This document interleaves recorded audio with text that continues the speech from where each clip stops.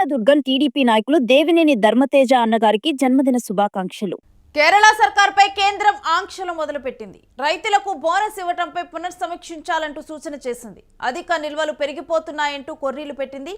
ఎంఎస్పీతో పాటు బోనస్ ఇస్తామంటూ విజయన్ సర్కార్ ప్రకటించింది. కింటాకు 700 చొప్పున కేరళ రైతులకు బోనస్ అంటూ ప్రకటించడం జరిగింది. ఇక బోనస్ ఇస్తున్న రాష్ట్రాల్లో తెలంగాణ ఉంది. తెలంగాణ పైన ఆంక్షలు విధించే ప్రమాదం ఉన్నట్లు కూడా ఇప్పుడు ఈ వార్త తర్వాత కూడా చక్కెర్లు కొడుతూ ఉన్నాయి. ఇక క్వింటాకు 500 రూపాయల బోనస్ చెల్లిస్తూ ఉంది రేవంత్ సర్కార్.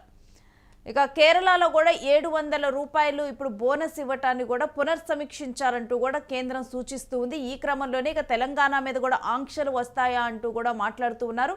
ఈ అంతా అంశం గురించిన డీటెయిల్స్ మా ప్రతినిధి సతీష్ అడిగి తెలుసుకుందాం. సతీష్, రైతుల బోనస్ విషయంలో పునర్సమీక్షించాలి అంటూ కూడా కేంద్రం సూచించడం పూర్తి డీటెయిల్స్ ఏంటి?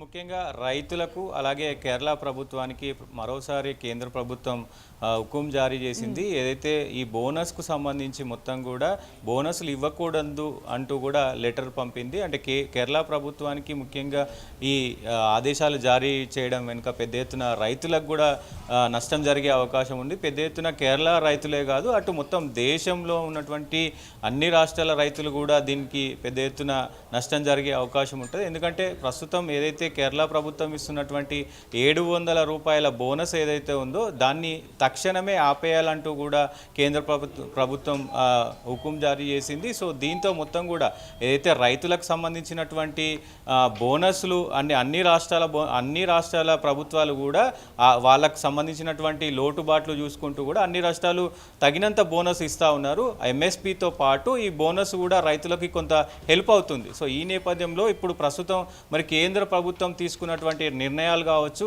ఇవన్నీ కూడా మరి రైతులకి వ్యతిరేకంగా పనిచేస్తూ ఉన్నాయి. గతంలో ఏదైతే ఢిల్లీలో చేసినటువంటి రైతుల ధర్నాలో మూడు అంటే రైతులకు వ్యతిరేకంగా చేసినటువంటి 3 చట్టాలను కూడా ఆపేయాలంటూ కూడా రైతులు ఢిల్లీలో ధర్నా చేశారు. దాదాపు అది నెలల పాటు కూడా సాగింది. దాంతో కేంద్రం దిగి వచ్చింది. ఓకే, రైతులకు ఎలాగైతే మంచి నిర్ణయాలు ఉంటాయో ఆ చట్టాలను కూడా మొత్తం కూడా ఆ 3 చట్టాలను కూడా తీసేసిన పరిస్థితి కనబడతా ఉంది. దాని తర్వాత మళ్ళీ మరొకసారి ఇప్పుడు రైతులను వంచడానికి మళ్ళీ ఏం నిర్ణయాలు చేయబోతున్నారు అనేది కూడా ఒక చర్చనీయాంశమైంది. ఇప్పటికే అంటే కేంద్రం తీసుకున్నటువంటి ఈ నిర్ణయం వెనుక ఆలోచన ఏంటి?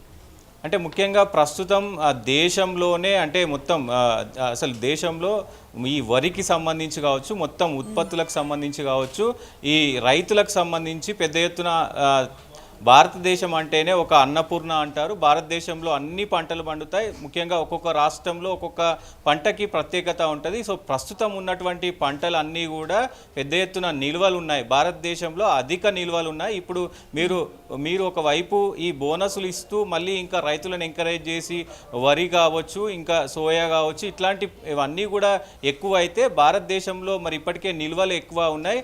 ఆ బఫర్ జోన్ అంతా నిండిపోతూ ఉంది. మరి ఇబ్బంది అవుతుంది, అంటే ఆదాయానికి ఇబ్బంది అవుతుంది. అటు రైతులు నష్టపోతారు, ఇటు కేంద్ర ప్రభుత్వం అటు రాష్ట్ర ప్రభుత్వాలు కూడా నష్టపోతాయంటూ వాళ్ళు చెప్తున్నప్పటికీ ప్రస్తుతం రాష్ట్ర ప్రభుత్వాలు మాత్రం పెద్ద ఎత్తున దీన్ని విమర్శిస్తూ ఉన్న పరిస్థితులు కనబడుతున్నాయి. ఎందుకంటే ఏదైతే కేంద్ర ప్రభుత్వం విధించినటువంటి ఎంఎస్పి 2369 అంటే గ్రేడ్ 1లో ఉన్నటువంటి ఏదైతే వరికి ఈ రేట్ వస్తూ ఉంది, గ్రేడ్ 2లో ఉన్నటువంటి దానికి కూడా దాదాపు అంతే ఉంది, అంటే 2389 రూపాయలు ఉంది. దీంతో పాటు ఆయా రాష్ట్రాలు కేంద్ర ప్రభుత్వం ఈ 2300 రేట్ని అయితే పెట్టారో దానికి అటు కేరళ ప్రభుత్వం అయినా ఇటు తెలంగాణ ప్రభుత్వం అయినా ఏపీ అయినా దాంతో ఒడిశా కావచ్చు, కేరళ కావచ్చు, ఛత్తీస్గఢ్ కావచ్చు, మధ్యప్రదేశ్ కావచ్చు, ఇవన్నీ రాష్ట్రాలు కూడా అటు ఎంఎస్పీతో పాటు బోనస్ కూడా పెద్ద ఎత్తున ఇస్తున్నారు. మనం ఇక్కడ చూసుకుంటే దాదాపు 700 చొప్పున కూడా ప్రస్తుతం కేరళ ప్రభుత్వం ఇస్తుంది, తెలంగాణ 500 ఇస్తుంది,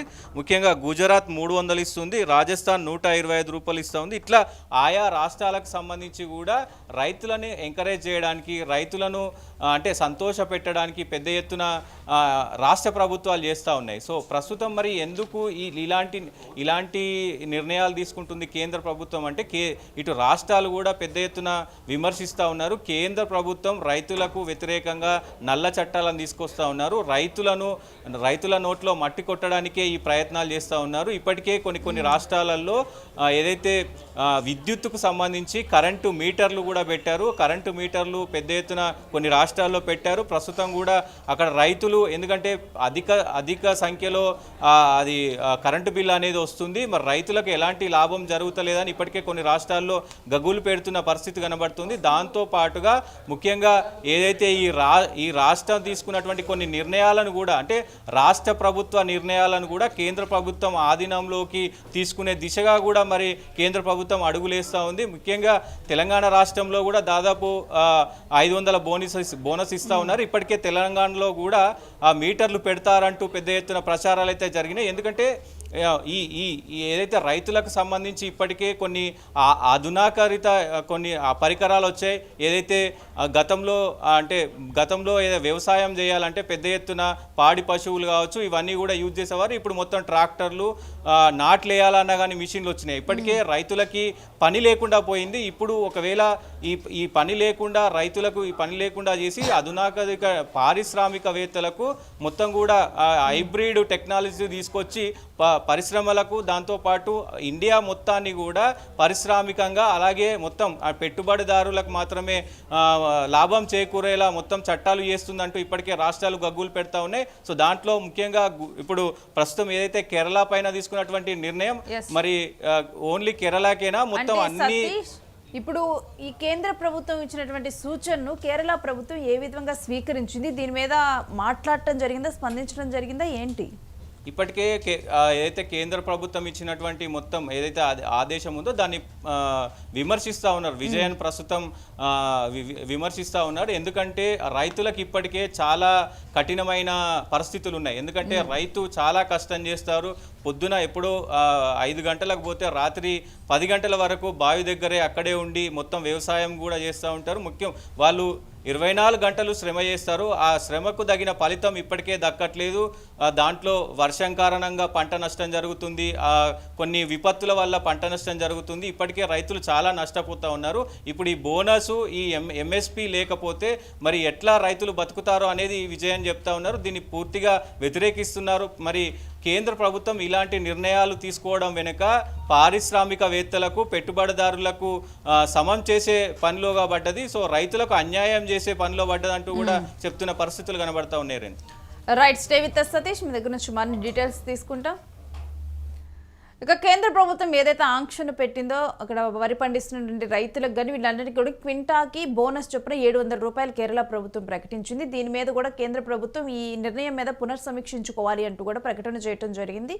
అంటే రైతులకు ఎక్కువగా కూడా లాభాలు ఉండట్లేదని చెప్పి రాష్ట్ర ప్రభుత్వాలు తీసుకున్నటువంటి ఇటువంటి నిర్ణయాన్ని పునర్సమీక్షించుకోవాలి అని చెప్పి కేంద్ర ప్రభుత్వం చెప్పడంతో కూడా ముఖ్యంగా కూడా ఇది పారిశ్రామికవేత్తలకు పెద్దపీట వేసేందుకే ఇటువంటి నిర్ణయాలు కేంద్ర ప్రభుత్వం తీసుకుంటుందంటూ కూడా దీని మీద కామెంట్స్ వినిపిస్తున్నాయి. ఇక తెలంగాణలో కూడా బోనస్ ఇస్తున్నటువంటి పరిస్థితి ఉంది. తెలంగాణ మీద కూడా ఏదైనా ఆంక్షలు పెడతారా అంటూ కూడా ఇప్పుడు చర్చ మొదలైంది. కళ్యాణదుర్గం టీడీపీ నాయకులు దేవినేని ధర్మతేజ అన్నగారికి జన్మదిన శుభాకాంక్షలు.